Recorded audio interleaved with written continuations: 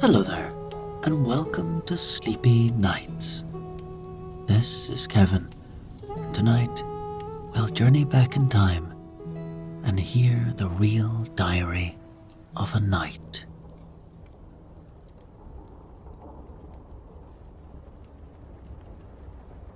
This is one of history's most vivid and personal accounts of the medieval Crusades, written by John of Joinville, a French nobleman who accompanied King Louis on the Seventh Crusade to Egypt and the Holy Land between 1248 and 1254.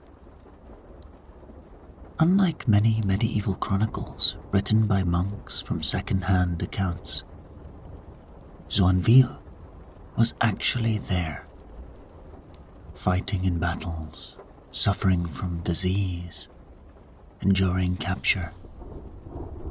Writing decades later as an old man, he provides an unvarnished look at medieval military life, complete with graphic descriptions, devastating effects, the brutal realities of siege warfare, and the complex relationships between Christians and Muslims. His account is especially valuable because he knew King Louis personally and offers intimate portraits of royal decision-making, the tensions between French nobles, and the crushing financial costs of medieval warfare. This is history told by someone who lived it, making it one of our most authentic windows into the 13th century world.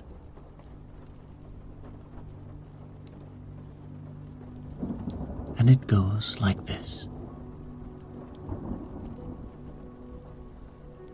In the name of Almighty God, I, John, Lord of Joinville, Steward of Champagne, am writing down what I witnessed during the 6 years I spent alongside King Louis on his holy pilgrimage to the east. After we returned home in 1241, the king held a magnificent court at Saumur in Anjou. I was there, and I can testify it was the most splendid gathering I ever witnessed. Seated beside the king was the Count of Poitiers, whom Louis had recently knighted on St. John's Day. In front of the king's table sat the King of Navarre, dressed in a coat and cloak of rich silk fabric, adorned with a golden belt and clasp. King Louis himself wore a coat of sky blue satin and a cotton cap that, frankly, didn't suit him very well. Throughout the hall, an enormous number of knights were feasting, more than I could count. Many said they had never seen so many gold-embroidered surcoats and garments. There must have been 3,000 knights present. But, by God's will, a terrible illness struck the king, bringing him so close to death that one of his nurses declared him dead and was about to pull the sheet over his face. Another nurse on the opposite side of the bed stopped her. When the king heard the two women arguing, our Lord worked within him and restored his health. for he had been unable to speak. As soon as he could, he asked them to bring him the cross, and they did. When his mother, the queen, heard that his speech had returned, her joy was boundless. But when she learned he had taken the Crusader's vow, she grieved as if he lay dead before her eyes.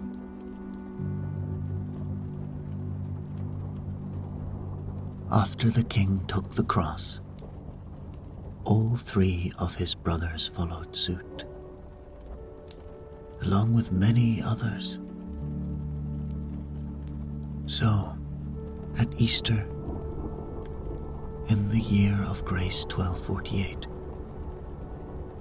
I summoned my vassals and followers to Joinville. We feasted and celebrated all week, Monday, Tuesday, and Wednesday. On Friday, I addressed them. I'm going overseas, I said, and I don't know if I'll return. Come forward, if I have wronged any of you.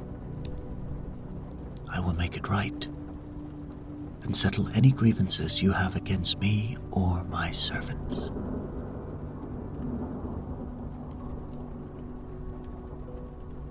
I resolved all matters concerning my estate's affairs. Then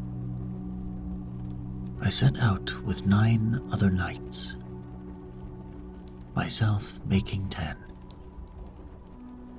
Soon the wind filled our sails and carried us beyond sight of land. We saw nothing but water and sky. And each day the wind took us farther from the land where we were born.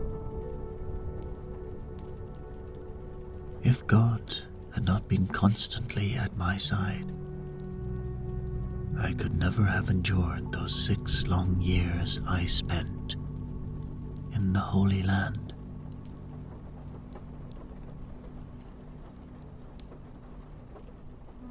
When we reached Cyprus, the king was already there. I, who had an annual income of less than £1,000, had taken on the burden of supporting 9 other knights on this overseas venture. When I arrived in Cyprus, after paying for my ship, I had only £120 left.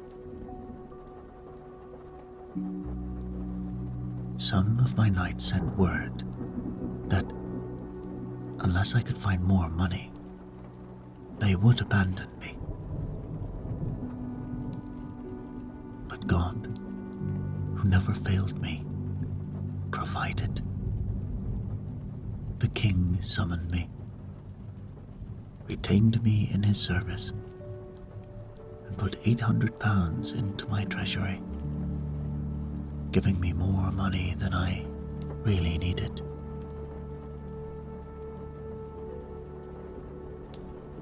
When March arrived, by the king's command, he and the nobles and other pilgrims loaded their ships with wine and provisions. When everything was properly arranged, the king ordered his nobles to follow him in their ships straight to Egypt.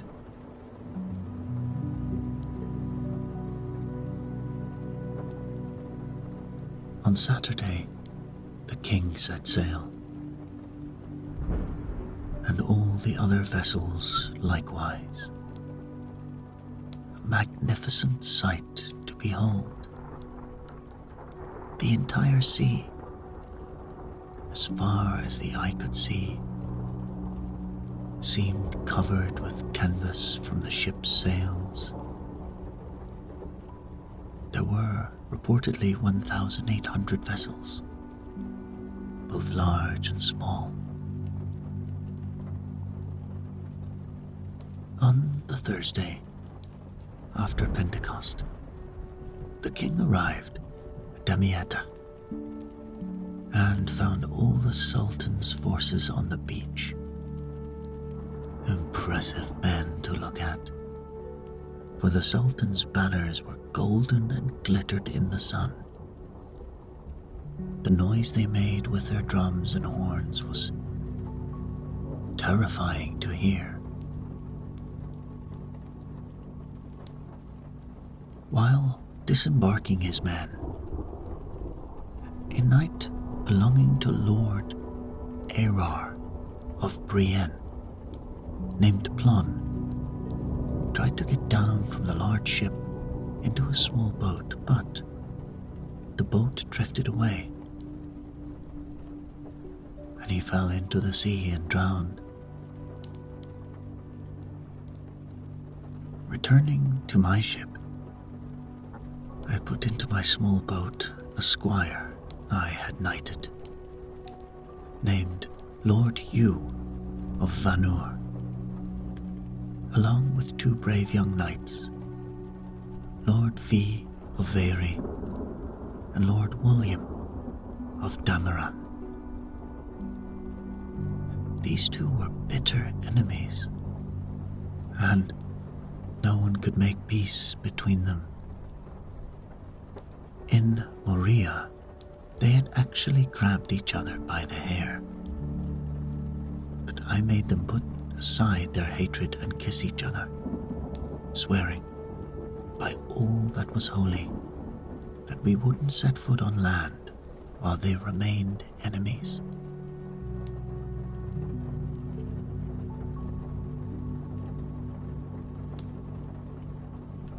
We headed for shore and came alongside the king's large ship.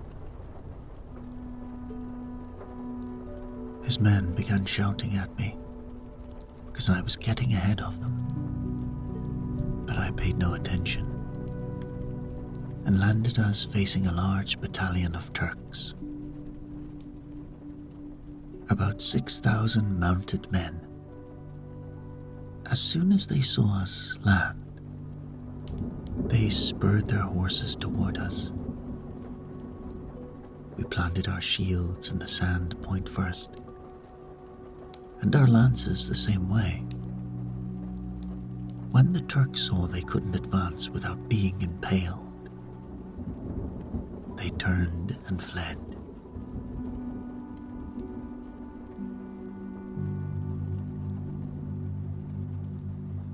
The Saracens sent word 3 times to the Sultan by carrier pigeon that the king had landed, but received no reply.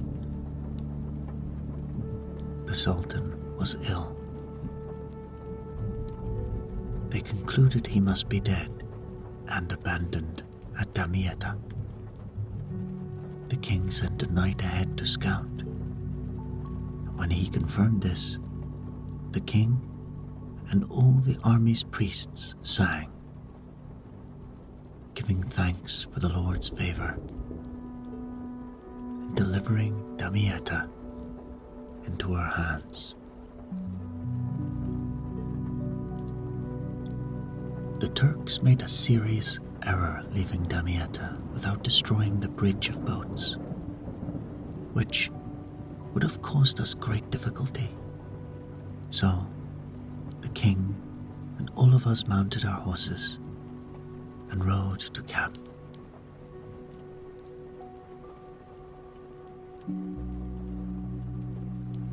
It happened that Lord Walter of Otra had armed himself fully in his tent and mounted, charged out alone against the Turks.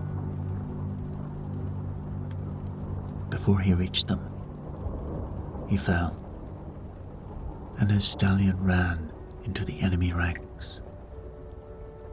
Most of the Saracens rode mares, which attracted the horse, 4 Saracens came upon Lord Walter as he lay on the ground and struck him. The Constable of France rescued him, some of the king's sergeants, and carried him back. He couldn't speak. Several surgeons attended him and, judging he wasn't in mortal danger, bled him in both arms.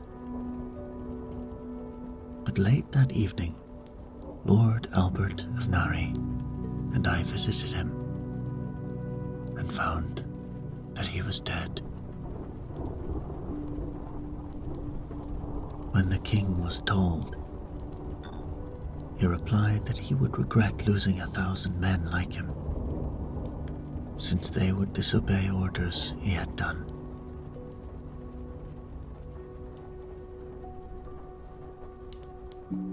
Every night, Saracens would sneak into the camp and kill people they found sleeping.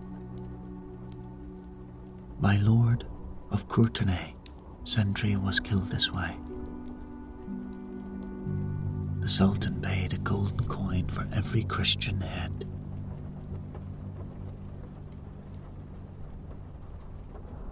While the king was there, the great king of the Tartars sent messengers offering to help him conquer the Holy Land and liberate Jerusalem from the Saracens. The king sent messengers in reply, who were gone 2 years before returning. How they were received, I shall tell you as they told it to me. It's a strange tale, but I won't relate it now.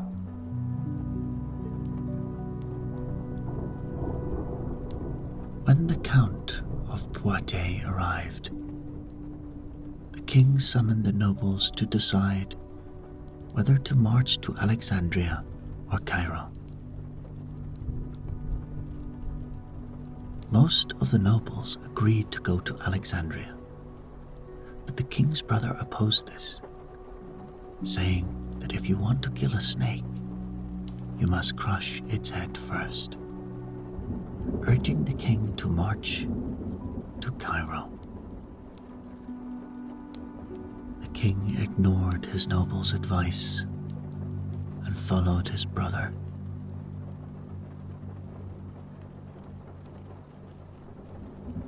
One night, while we were keeping watch over the towers, the Turks brought up a siege engine, filled it with Greek fire, and hurled it at us. Lord Walter of Cool, who was with me, said, "We're in the greatest danger we've ever faced. If they set fire to our shelters, we are lost and burned. But if we abandon our posts, we're disgraced. Only God can save us." He advised that every time they threw fire, we should kneel and pray. The first shot passed between the 2 towers and landed right in front of us. Our firefighters extinguished it, and the Saracens, unable to aim accurately, shot too high, so their fire fell back on themselves. The Greek fire looked like a dragon flying through the air, casting such bright light that you could see all over the camp, as if it were daylight. That night, they hurled Greek fire at us 3 times. The next day, their siege engines found their target, and 2 of our towers burned. The King of Sicily wanted to rush into the flames to put them out, But my knights and I praised God. If we had been on watch that night, we would have perished.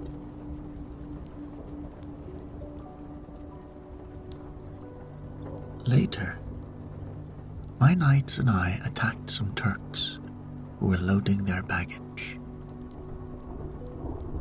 After we fought through the Saracen camp, we found about 6,000 Turks had abandoned their quarters.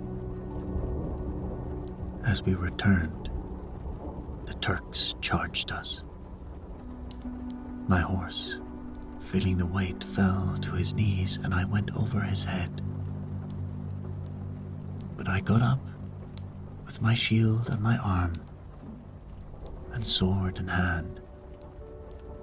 Lord Arar of Sivri, God rest his soul, came to me and said we should retreat to a ruined house and wait for the king. As we went, a great horde of Turks attacked us, knocked me down and seized my shield. Lord Arar of Sivri led me along until we reached the walls of the ruined house, where the Turks attacked us from all sides. My knights fought bravely and were praised by all the army's champions. Lord Hugh of Scots was wounded in the face. Lord Frederick of Loup was wounded between the shoulders. And Lord Arar of Sivri nearly had his nose chopped off. I prayed to St. James for help. Lord Arar said, "Sir, I'll get you help from the Count of Anjou,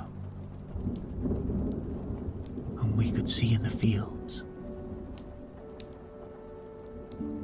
He went out, but died of his wound.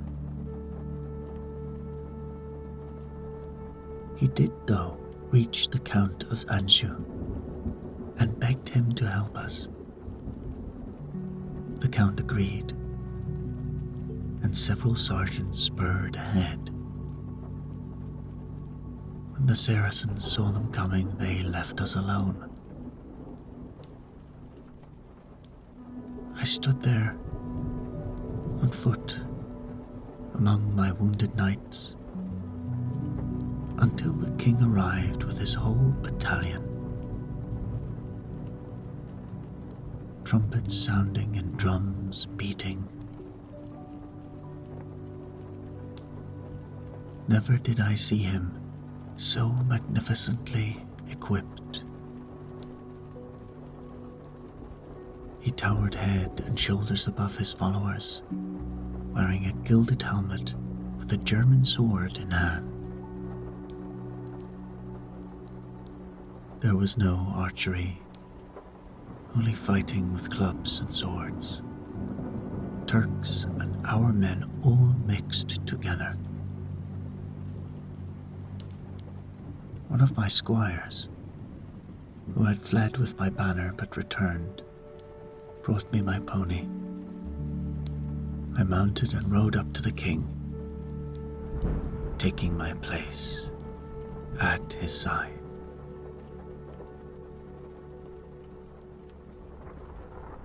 People say that day would have been the end of us all if the king hadn't been there in person. In this battle, many fought well, but then fled disgracefully over the little bridge. We couldn't persuade a single one to stand with us. I could name them, but I'll refrain since they're dead.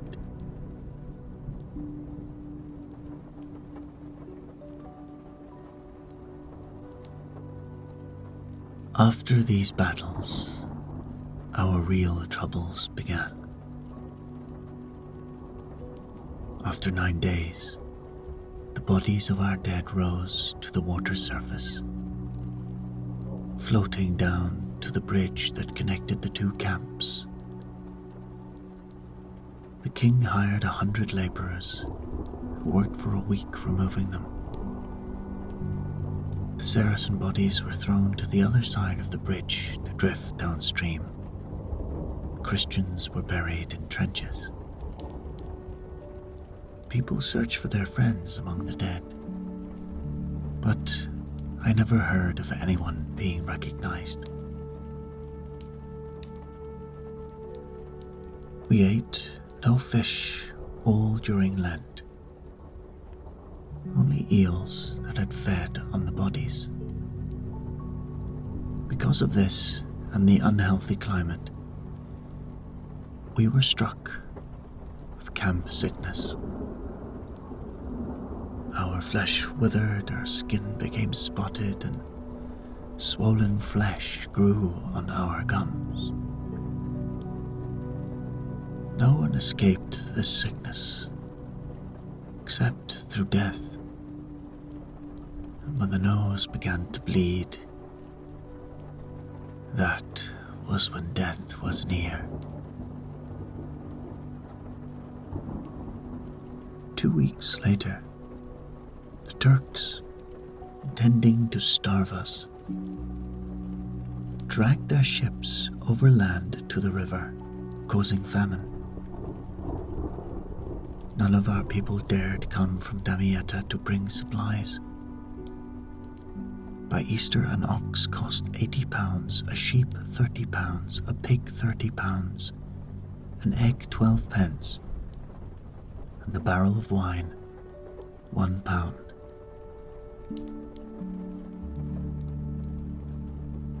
The sickness worsened, and so much infected flesh grew on people's gums that barbers had to cut it away so they could eat.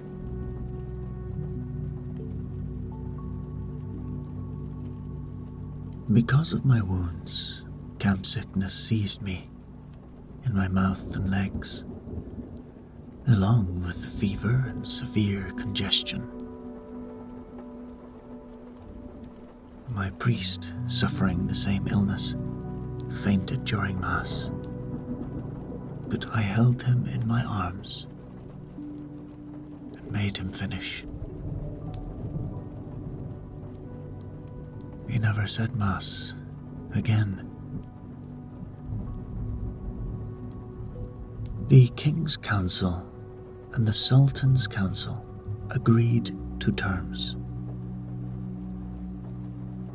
Damietta would be returned to the Sultan, and the Sultan would restore Jerusalem to the king.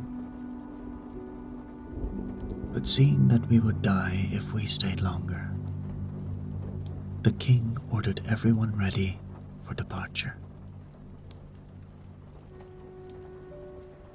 At nightfall, we went aboard, and as we sailed down the river, the king was captured on land, while we were captured in the water. The mounted Saracens shot arrows at us. My people dressed me in armor, and when my sailors tried to run us ashore out of fear, I drew my sword and threatened them.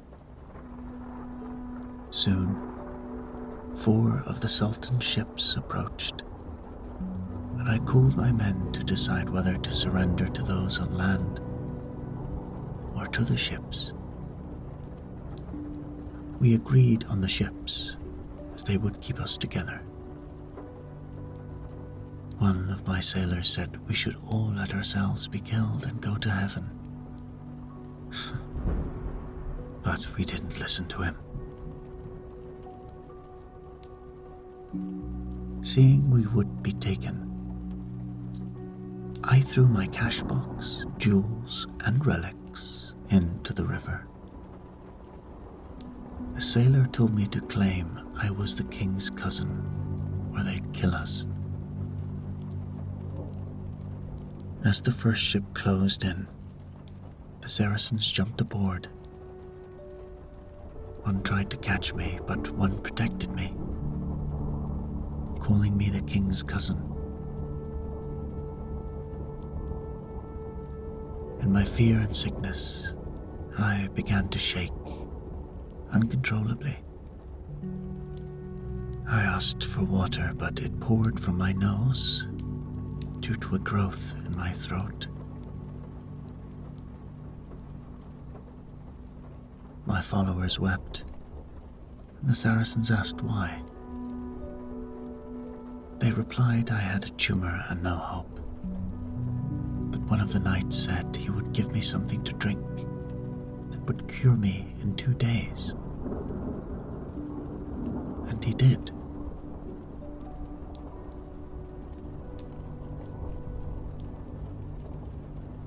On the following Sunday, the Emir made us and the other prisoners land on the riverbank. While dragging my priest, Lord John, from the ship, he fainted and died and was thrown in the river. I protested that this violated the teachings of Saladin, who said you shouldn't kill a man who has shared your bread and salt. They replied these were good men for nothing, being disabled by disease.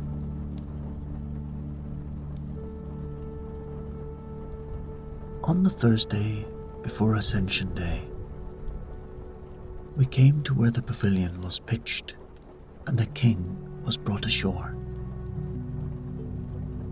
The Sultan had arranged for Damietta to be delivered to him, and the king was to be released, but the emirs, whom the Sultan had dismissed, conspired together.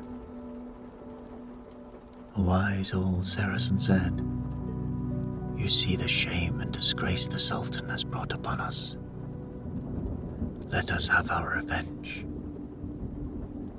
The emir hurled Greek fire at the Sultan, setting his tower ablaze. The Sultan fled and was pursued and died.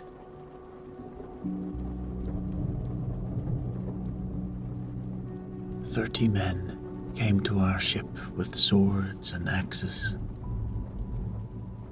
I asked Lord Baldwin, who knew Arabic, what they were saying.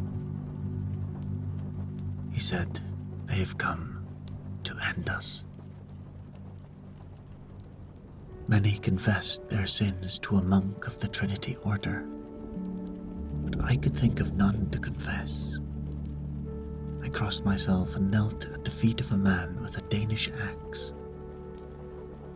They made us leave where we were and shut us up in the ship's hold, packed so tightly that my feet touched the face of Count Brittany and his touched mine.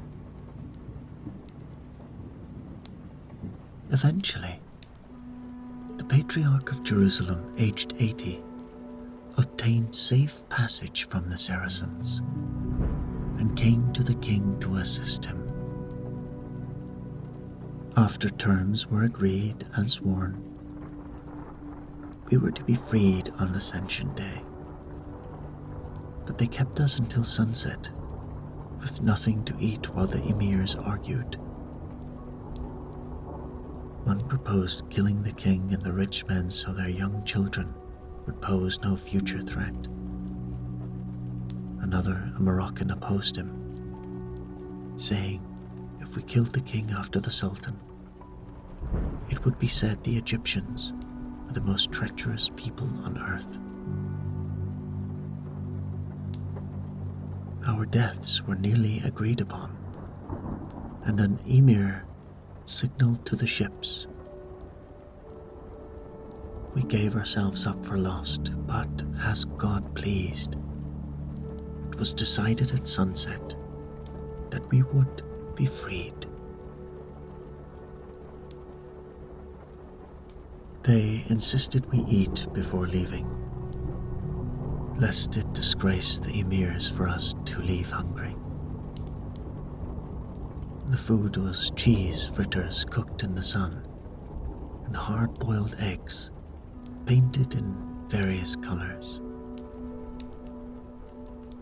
We were put ashore and went to meet the king, followed by 20,000 Saracens with swords.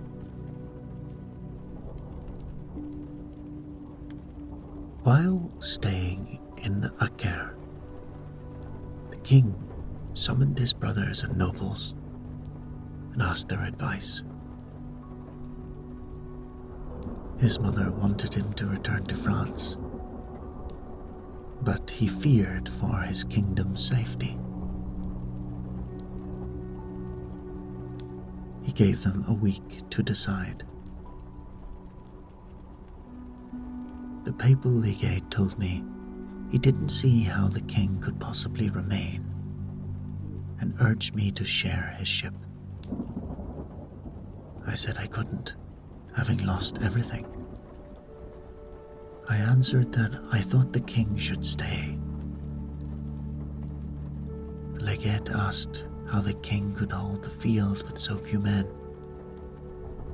I replied, "Well, sir, it's said that the king has yet to spend any of his own money, only that of the clergy. Let him spend his own money and recruit knights from abroad." Afterward, I sat beside the king at dinner, but he didn't speak a word to me, which was unlike him. Later, he placed his hands on my head and asked how I could dare advise him to stay against the council of all the great men of France. I told him, "So help me God, yes, sir." He asked if I would stay, and I said yes, somehow.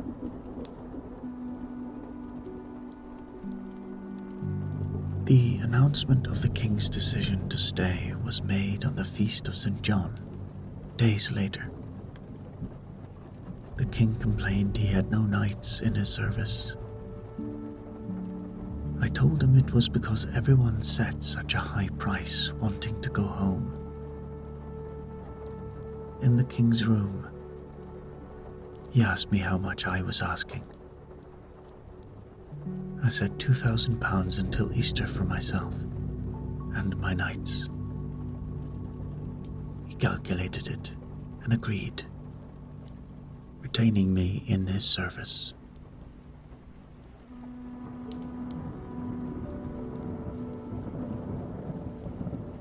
While the king was fortifying Caesarea, the messengers from Tartars returned.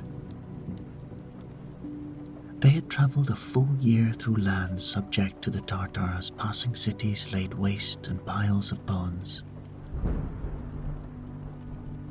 They told how the Tartars had originated in a sandy plain where nothing good grew, said to be where Gog and Magog were confined, who would come at the end of the world. The Tartar king sent a letter. "Peace is good. You cannot obtain peace except through us. Send us gold and silver each year, or we will destroy you as we have others." The king regretted never sending messengers to them.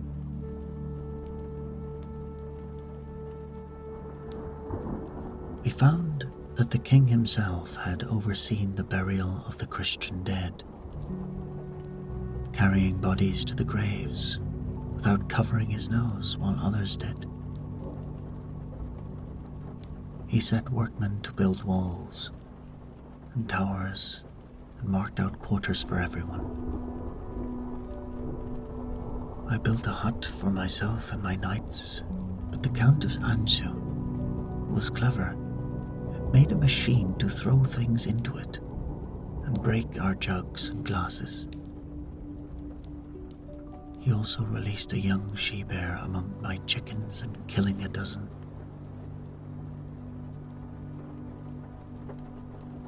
I managed my affairs as follows. After the king's brothers left, I had 2 chaplains, one saying mass at daybreak, the other waiting until my knights and squires had risen.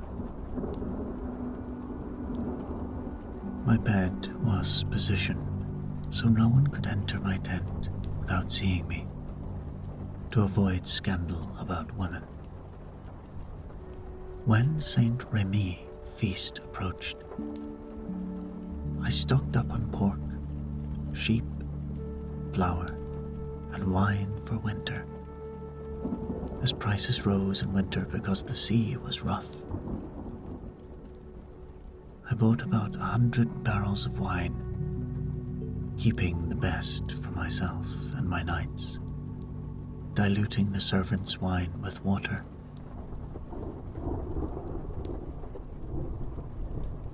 Once, a knight was caught in a brothel. He was given a choice: be led through camp stripped to his shirt, or forfeit his horse and armor. He left them to the king and quit the camp. I begged the king to grant the horse to a poor gentleman. The king refused, saying it was still worth 80 to 100 pounds. Merchants told us the king of Tartars had taken Baghdad, capturing the caliph and putting him in an iron cage, starving him, and then tempting him with his jewels, saying, if you had spent some of this, it would have been your defense.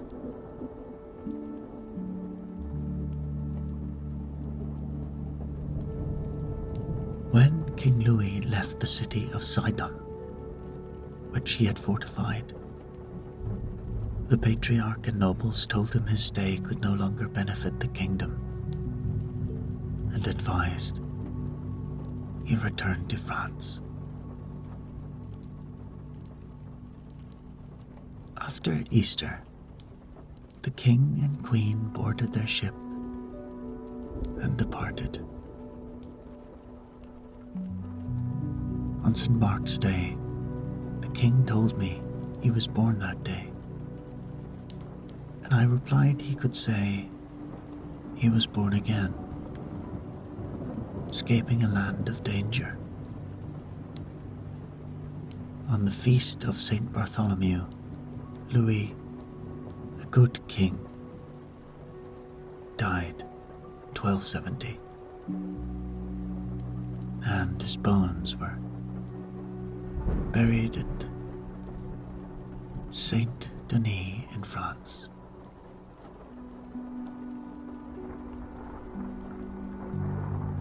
Yet, there's something more I want to tell about our holy king to his honor. In a dream, I thought I saw him in front of my chapel at Joinville, joyous and light-hearted. I was happy to see him at my castle.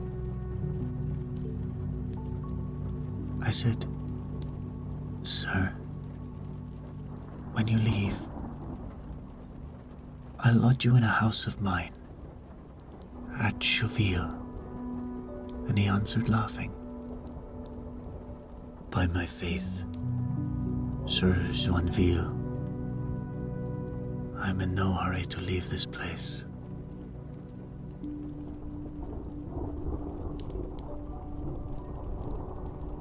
I want everyone to know that I have written down here a great part of the deeds of this, our holy king, seen and heard by me personally. I mention this so those who hear this book may firmly believe what it says, which I have truly seen and heard.